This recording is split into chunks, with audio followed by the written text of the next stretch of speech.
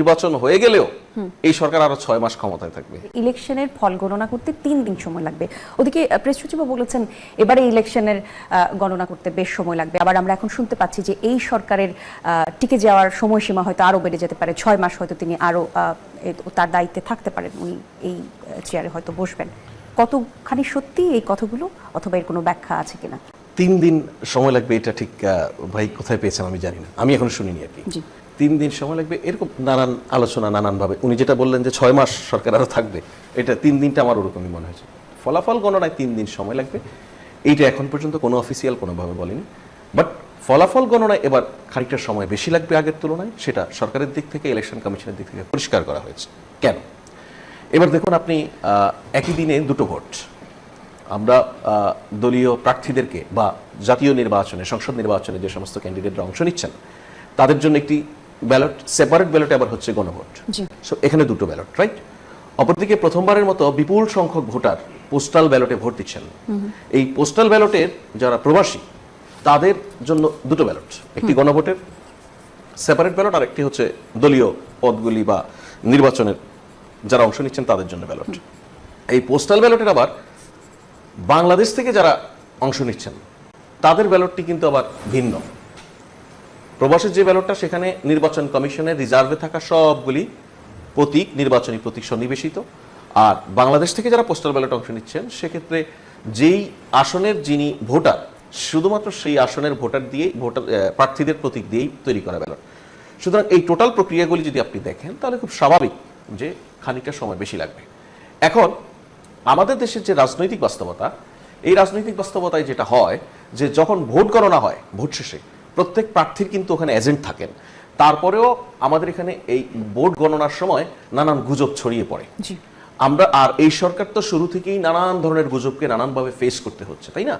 So ওই বাস্তবতার জায়গা থেকে যেন কিছুটা সময় বেশি লাগলে সেটা যেন কোনো গুজব সৃষ্টি করতে না পারে, মানুষ যেন অ্যাওয়ার থাকে। কয়েকটা লেয়ার আছে দেখুন, পলিটিক্যাল পার্টি, তাদের ক্যান্ডিডেট, তাদের কর্মী এবং তাদের সমর্থক প্রত্যেকেই যদি আগে থেকে অ্যাওয়ার থাকে যে এবার আমার আগের তুলনায় খানিকটা বেশি সময় লাগবে, তাহলে কিন্তু খুব ক্লিয়ার। এই জন্য আগে থেকে এটা বলা যে এই সময়টা কত সময় লাগতে পারে, কিছুটা বেশি, এটা কত সময় লাগতে পারে এটা ডিপেন্ড করবে এক এক এলাকায় এক এক রকম। 6 মাসের যে প্রসঙ্গটা আপনি বলেছেন এটা খুব ইন্টারেস্টিং। এইটা অনেকটা এরকম যে একটা দুষ্ট চক্র অনেক দিন থেকে একটা তৎপরতার মধ্যে আছে যে ভোট হবে না এই ধরনের প্রচারণায়। এখন আমরা আসলে একদম নির্বাচনের খুব সন্নিকটে, তাই না? এই সময় কি এখন আরেকটা নতুন জিনিস নিয়ে হাজির হলো যে নির্বাচন হয়ে গেলেও এই সরকার আরো 6 মাস ক্ষমতায় থাকবে।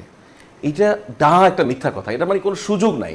প্রথম কথা হচ্ছে ধরুন 12 ফেব্রুয়ারি ইলেকশন হবে, আমরা বোধ করি যে 12 ফেব্রুয়ারি শেষ রাত মানে 13 ফেব্রুয়ারি ভোরের মধ্যে আনঅফিসিয়াল রেজাল্ট হয়তো ডিক্লেয়ার হয়ে যাবে। 14 ফেব্রুয়ারির মধ্যে হয়তো আনুষ্ঠানিক ফলাফল ঘোষণা বা গেজেট প্রকাশ যেটা বলে সেটা হয়তো হয়ে যাবে। সেক্ষেত্রে আপনি 15 ফেব্রুয়ারি, মানে আমি এটা এমনি ধরে নিচ্ছি আর কি, 15 ফেব্রুয়ারি তাহলে সংসদ সদস্য যারা নির্বাচিত হবেন তারা শপথ গ্রহণ করবেন। 16 ফেব্রুয়ারি হয়তো সরকার প্রধান বা মন্ত্রিসভা গঠন হবে, রাষ্ট্রপতির কাছে শপথ নেবেন। তাহলে সর্বোচ্চ 16 থেকে 17 যদি এভাবে ধরে নেই আমি, একটু এদিক ওদিকও যদি হয়, এরপরে এই সরকারের থেকে যাওয়ার উপায়টা কি? তাহলে কেন এর উৎপত্তি ঘটলো? বলা হচ্ছে গুঞ্জন যা বলছে, যেরকম আপনি নানা রকম গুঞ্জন শুনেছেন, আমরা যেরকম গুঞ্জন শুনেছি যে ভোটের গণনায় কিছু জায়গায় ভোট গণনা ঝুলে যাবে এবং সেই ঝুলে যাওয়া সংখ্যাগুলোই আসলে পরবর্তীতে এই সরকারের এই হাইপোথেটিক্যালের উপরে মানে কিছু জায়গায় ভোট গণনা ঝুলে যাবে আর সেটাকে ভিত্তি করে সরকার আরো 6 মাস থেকে যাবে, মানে হাস্যকর আলোচনা।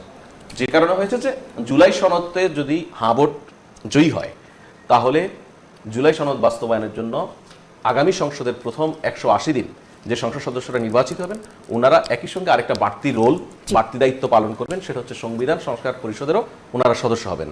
অর্থাৎ স্বাভাবিক সংসদের কার্যক্রমের পাশাপাশি ওনারাই, অর্থাৎ আগামী নির্বাচিত যে সংসদ, সেই সংসদই জুলাই সনদ এই 180 দিনের মধ্যে কিভাবে সংবিধানে সন্নিবেশিত হবে সেটা ঠিক করবেন। এই 6 মাস হচ্ছে তাদেরই বাড়তি কাজ, এই সরকারের কিছু নয়। এই কৃষককে নিয়ে বিভ্রান্তি ছড়িয়ে আসলে নাগরিকদেরকে বিভ্রান্ত করছে সেই মানুষগুলি যারা এতদিন নির্বাচন হবে না বলে রব তুলেছিল তারা আসলে।